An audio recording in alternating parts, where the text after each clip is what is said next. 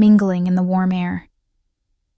I wore a simple white dress, and Ryan looked handsome in his suit, his grin wide as he held my hand. But beneath my smile, I felt a quiet unease, a nervousness I couldn't name. I pushed it down, telling myself it was just jitters. I was a wife now, and that felt like a new chapter, a chance to build something beautiful. After the wedding, I moved into Ryan's house, or rather his parents' house where he still lived. It was a modest place, with faded curtains and a kitchen that always smelled faintly of coffee. I told myself it was temporary, just until we could afford our own home. I didn't mind too much at first. I was excited to start our life together, to be part of a family. But Ryan's mother, Teresa, was a constant presence, her eyes sharp and watchful, like she was sizing me up. His father was quieter, a man of few words, always tucked into his armchair with a newspaper or the TV remote. Ryan reassured me, "They just need time to get used to you. You'll see." So I tried to fit in, to prove I belonged. I woke up early every morning to make breakfast, scrambling eggs or toasting bread, hoping to start the day right. I cleaned the kitchen, wiping down counters even if they were already spotless, and offered to help Teresa with dinner. "I've been doing this my whole life," she'd say, her tone clipped, waving me away. "I don't need help now." I smiled, nodded, and kept trying, determined to win her over. I wanted to be a good wife, a good daughter-in-law, someone they could rely on. But no matter how hard I tried, it never seemed to be enough. 2 months into our marriage, Ryan started to change. The man who used to joke and smile was slipping away. He began coming home late, his face closed off, his answers short. When I asked where he'd been, he'd snap, "You ask too many questions, Eliza." I'd spend hours preparing dinner, setting the table with care, but he'd push the plate away. "I'm not hungry," he'd say, heading to the living room to watch TV. His warmth was gone, replaced by a coldness that left me confused and hurt. One evening, Teresa tasted the soup I'd made, her lips pursing. "Too salty," she said, setting the spoon down. Ryan looked at me across the table, his eyes hard. "Can't you do anything right?" My face burned with shame, and I whispered, "I'm sorry." That night, I slipped into the bathroom and cried, muffling my sobs with a towel so no one would hear. The days started to blur together, each one heavier than the last. If something went wrong, it was my fault. Ryan lost his keys one morning, rummaging through drawers with growing frustration. "You moved them, didn't you?" he accused, his voice sharp. I hadn't, but he didn't believe me. His father forgot an errand, and Teresa turned to me, her eyes narrowed.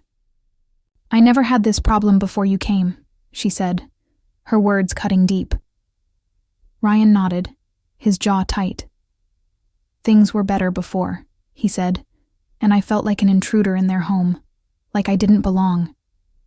I tried to shrink myself, to take up less space, but the blame kept coming.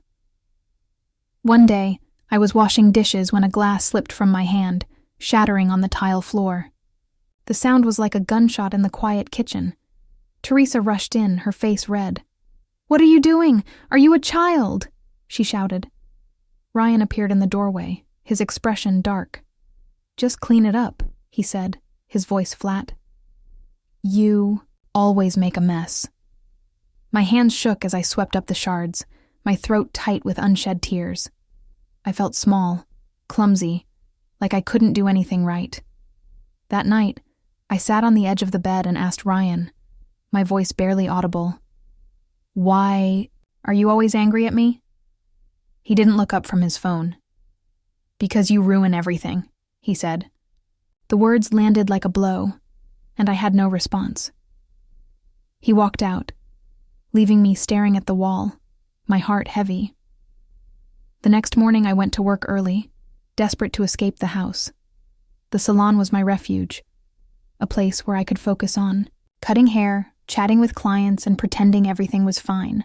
But my boss, Clara, noticed something was wrong.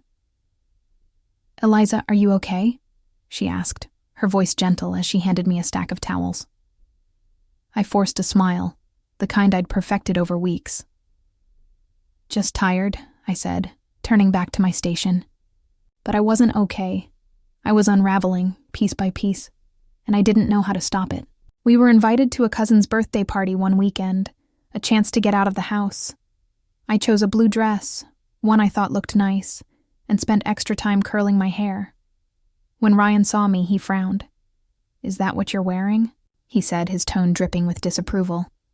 I nodded, my confidence faltering. "Try not to embarrass me," he added, and my stomach twisted. At the party, he was all smiles, laughing with his cousins, telling stories like the Ryan I'd met at the wedding.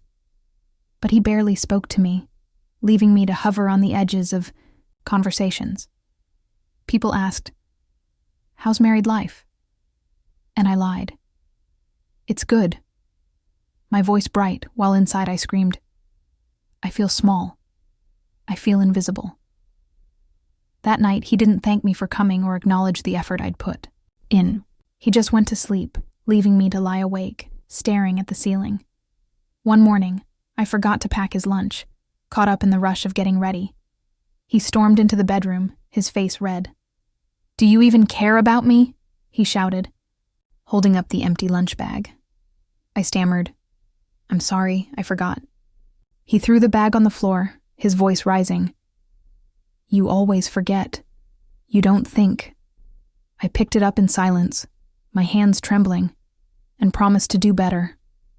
The next day, I made a perfect lunch. His favorite sandwich, a crisp apple, a note tucked inside that said, "I hope this makes you smile." I wanted him to see I was trying, that I cared. That evening, he came home and said nothing. I found the lunch bag on the counter, the note still folded inside, untouched. "Did you like the lunch?" I asked, my voice small. "I didn't even look at it," he said, brushing past me. I stood there, feeling like I'd failed again, like nothing I did mattered. Teresa's criticism was relentless. The laundry was wrong. Shirts wrinkled, towels folded incorrectly. The living room was dusty, the kitchen a mess. "What do you even do all day?" she'd say, holding up a shirt like evidence of my incompetence. Ryan would watch, his silence louder than words. "She's not used to real work," he'd say, and I'd shrink further, my confidence eroding. One night I sat outside the house, the air cool against my skin, the sky a heavy gray. I felt like I couldn't breathe, like the walls of that house were closing in. I didn't feel like a wife. I felt like a mistake, a burden. For the first time, I whispered to myself, why did I marry so fast? And then, quieter. Maybe I made a big mistake. I kept trying, waking up early, to make breakfast, cleaning, smiling through the barbs. Ryan barely acknowledged me. One morning, he picked up his plate and said, "This toast is too cold," before walking away. I didn't respond, just poured myself a cup of tea and retreated to the kitchen. Teresa walked in, her eyes scanning the floor. "Crumbs," she said, pointing to a spot I'd just swept. "You don't know how to clean. My son never had this before you." I cleaned the floor again, my movements mechanical. No one said thank you, and I didn't expect them to. At the salon, I was exhausted, my hands aching from endless chores, my feet sore from standing all day. But I smiled for the customers, cutting hair, making small talk, offering kind words even when I had none for myself. Inside, I was empty, a shell of the person I'd been. Clara noticed. "Eliza, take a break," she said one afternoon, her voice firm. "I'm okay," I lied, turning back to my client. But I wasn't okay. I was drowning, and I didn't know how to reach the surface. When I got home that day, Ryan was already there, sprawled on the couch, the TV blaring. "Did you get milk?" he asked, not looking up. I'd forgotten, my mind too cluttered with everything else. His face hardened, his voice sharp. "One simple thing, and you can't even do that." I offered to go to the store right then, my voice quiet. He didn't thank me, just turned back to the screen. I walked to the store, my legs heavy, my heart heavier. "Don't cry in public," I told myself, blinking back tears as I grabbed the milk and paid. I brought it home, set it in the fridge. No one said a word. That night, I sat in the small bedroom we shared, staring at my phone. The screen was blank. No messages, no missed calls. I missed my mother, my old room, the piece of my life before all this. But I didn't call her. I couldn't bear to admit she'd been right, that this marriage was a mistake. I felt trapped, tethered to a life I didn't recognize. The next day, Teresa announced her friend was coming over. "Clean the living room better this time," she said, her tone sharp. Last week, it was full of dust. I scrubbed every corner, polished the furniture, even baked cookies for her friend, hoping for a kind word. When the woman arrived, Teresa smiled and said, "I do everything here. I don't let the young one touch my kitchen." I was standing right there, holding a tray of cookies, but I said nothing, my eyes fixed on the floor. Ryan started complaining about money. "You don't make enough," he said one evening, leaning back in his chair. "Maybe work more hours." I was already working full days, my body aching from the effort. "Then get a better job," he said. "We need more." But he didn't pay rent. We lived in his parents' house for free. He didn't cook, didn't clean, didn't lift a finger. I made his favorite dinner one night, chicken and rice, setting the table with care. He looked at it and sighed. "Can't you try something new?" he said, not even touching it. I said, "I thought you liked it." He didn't respond, just shut himself in our room. I ate alone at the table, the silence deafening. I started dreaming of leaving, of packing a bag and walking away from it all. But where would I go? My name wasn't on the house, the bills, anything. I had no savings, no plan, just a growing sense of desperation. So I stayed, day after day, trying to hold on to the hope that things would get better. One Sunday, I suggested going to church. "Let's go together," I said to Ryan, hoping for a moment of connection. He scoffed. "I'm not wasting my time there. Go if you want." I went alone, slipping into a pew at the back of the church. The quiet warmth of the space wrapped around me, and I closed my eyes, praying for strength, for peace, for something to hold on to. When I got home, Teresa was in the kitchen, her arms crossed. "Where were you?" "The floor's dirty again." I said, "I went to church." She rolled her eyes. "God won't help you clean this house." That evening I called my sister, Julia. She's younger than me, but she's always been stronger, more sure of herself. "Can we talk?" I asked, my voice trembling. "Of course," she said, her tone warm. I told her everything. Ryan's coldness, Teresa's blame, the way I felt like nothing in that house. She listened without interrupting, and when I finished, she said, "Come stay with me." I hesitated, the weight of leaving too heavy to lift. "I can't," I said, "not yet." But her offer stayed with me, a small spark in the darkness. The next day, I came home from work to find my clothes on the floor, my small closet filled with Teresa's old boxes. "Where should I keep my things?" I asked, trying to keep my voice steady. "This is my house," she said, her eyes cold. "Keep your mess somewhere else." Ryan was there, watching, but he didn't say a word. I felt like I was disappearing, piece by piece. That night, I started writing in a notebook, just a few lines before bed. I am trying. I am not the problem. It was a small act, but it felt like reclaiming a piece of my voice, a way to remind myself I still existed. One Friday, Ryan came home drunk, the smell of beer clinging to him. He fumbled with the key, shouting when it didn't work right away. I opened the door, and he glared at me, his eyes unfocused. "You always forget to fix things," he slurred. "This house is falling apart." I said nothing, stepping aside as he stumbled in. He threw his bag on the floor and went to bed, without eating. I cleaned up his mess, gripping the kitchen counter to steady myself, my legs shaking. I whispered, "This is not love." That night, I couldn't sleep, staring at the ceiling, asking myself, what happened to the girl who smiled at the wedding? She was gone, replaced by silence, by shame. The next morning, Ryan acted like nothing had happened. "What's for breakfast?" he asked, scrolling through his phone. I made toast and eggs, barely speaking, my movements automatic. He didn't notice my silence, didn't ask if I was okay. At work, Clara pulled me aside. "You don't laugh anymore," she said, her eyes searching mine. I brushed it off, just tired, but she pressed. "You used to talk about baking, music, all the things you loved. Now you just work and leave."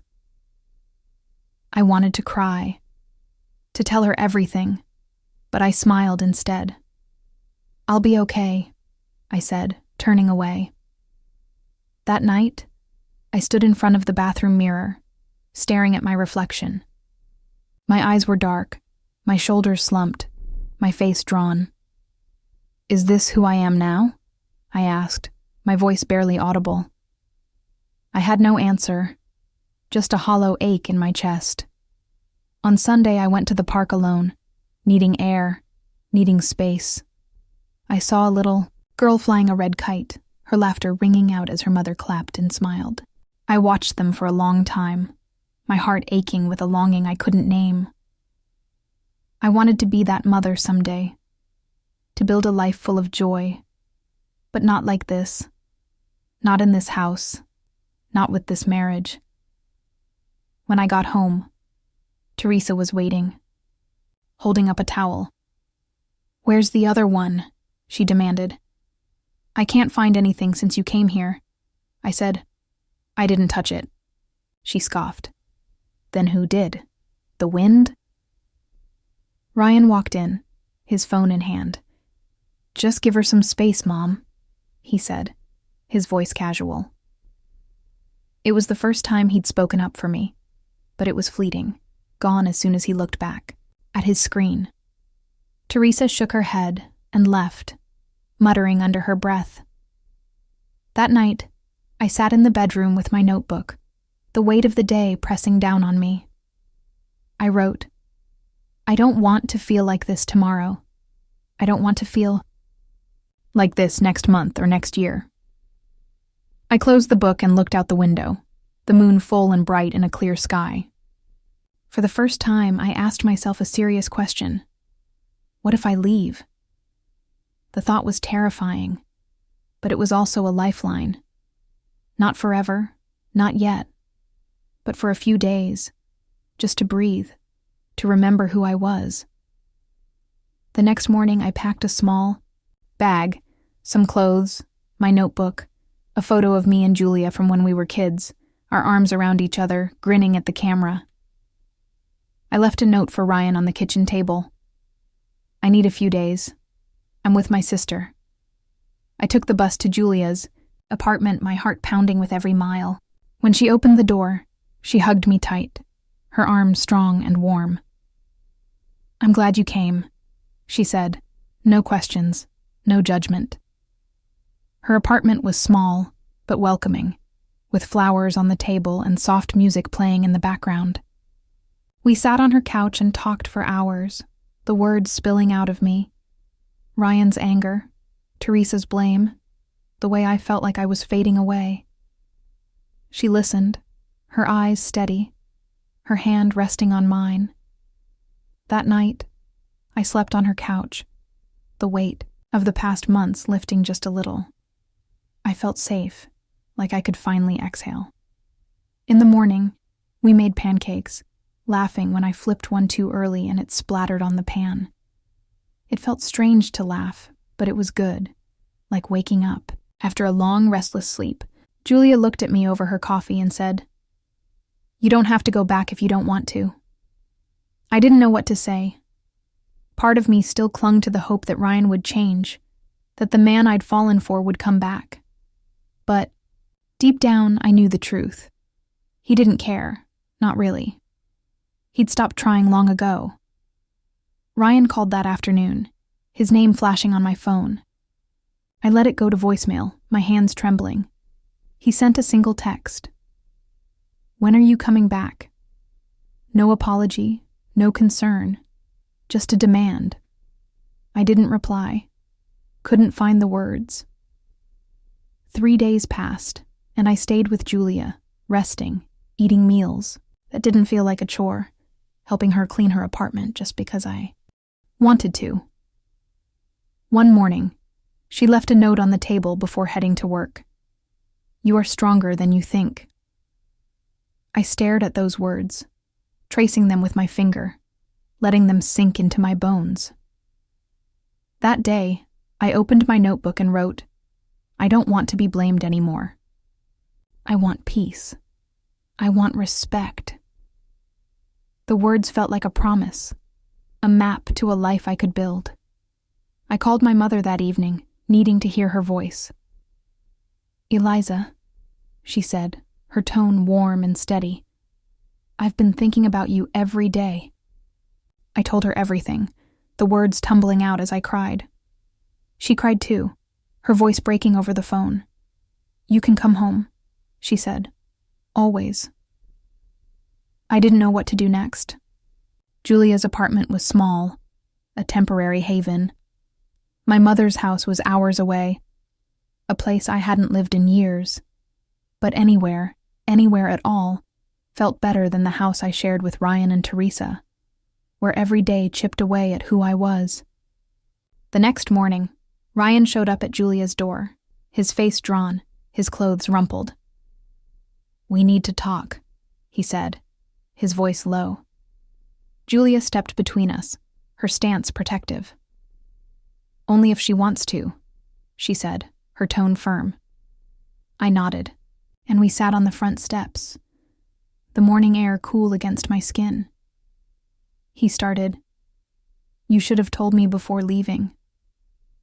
I looked at him, my voice steady for the first time in months. "I tried, Ryan. I tried talking to you. But you never listened."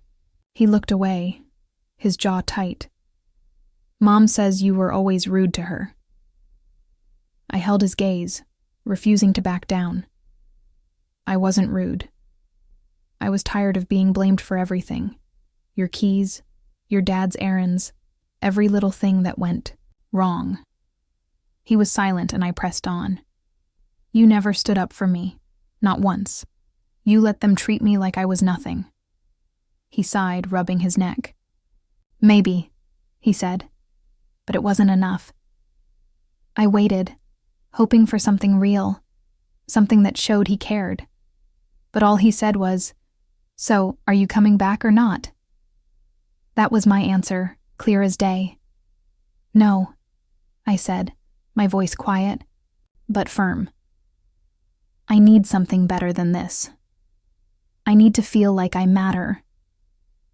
He looked surprised, like he hadn't expected me to stand my ground. "You're just leaving?" he said, his tone sharp. I met his eyes. "I'm choosing myself." He stood, his hands shoved in his pockets. "Fine," he said. "Do what you want." And then he walked away, his footsteps fading down the street. Julia came outside and hugged me, her arms tight. I'm proud of you," she said, and I felt a weight lift, a space opening up where fear had been. That night, I called my mother again. "Can I stay with you for a while?" I asked, my voice small but hopeful. "Of course," she said, her voice warm with love. "Come home." 2 days later, I moved into her house, a small place filled with memories of my childhood. My old room was still there, the bed soft and familiar, the desk by the window where I used to do my homework. I walked in, set my bag down, and cried, not from sadness, but from relief, from the feeling of being free. It was like stepping out of a storm into a quiet, warm room. I found a job at a new salon near my mother's house, a bright space with friendly coworkers and clients who smiled when I walked in. The owner, Mrs. Wilson, shook my hand and said, "We're happy to have you, Eliza."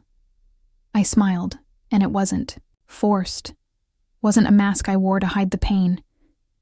It was real, a small spark of the person I used to be. Each week I felt more like myself. I baked cookies with my mother, the kitchen filled with the smell of sugar and vanilla. I read books, losing myself in stories that took me far away. I wrote in my notebook, filling pages with thoughts and dreams, reminders that I was enough. One evening, I sat by the window, looking at the stars scattered across the sky. I thought about the nights I'd cried in silence, the words Ryan had thrown at me. "You ruin everything. You don't do anything right." I thought about Teresa's blame, her sharp eyes, her endless criticism, and I knew, with a clarity that settled deep in my chest, that it wasn't me. I wasn't the problem. That house, that life, that marriage, it was built on blame, not love. I wanted to love again someday, but not like that, not fast, not without care. I wanted someone who would hear me, see me, stand beside me through the good and the bad. A few months later, Ryan sent divorce papers, a stack of documents delivered without a word. I read through them, my hands steady, and signed my name. There was no pain, no regret, just a quiet peace. On the last page, I wrote a note to myself. "You survived. You are enough." I sealed the envelope and sent it back, closing that chapter of my life. Now, I wake up every morning in my own space, the sunlight streaming through my window. I drink tea with my mother, our conversations easy and warm. I walk to work with music in my ears, the rhythm lifting my steps. I smile more, laugh more, feel the weight of the past slipping away. Customers at the salon say, "You look happy," their voices kind. I say, "I'm learning to be," and I mean it. I don't have everything figured out. Life is still a work in progress. But I have myself, and that's a strong foundation to build on. I made a choice, a hard one, to stop living in blame, to walk away from a life that was breaking me. It wasn't easy, and there were moments I doubted I could do it. But I did, and I'm here, standing taller, breathing easier. If you're watching this and you feel stuck, like you're carrying a weight you can't put down, I want you to know something. You are enough. You are stronger than you think. And you can choose to begin again, just like I did. It's not about having all the answers. It's about taking that first step, trusting that you're worth it. Because you are. Thank you for listening to my story. It's not perfect, but it's mine. And I'm grateful for every part of it. The pain, the lessons, and the hope that keeps me moving forward.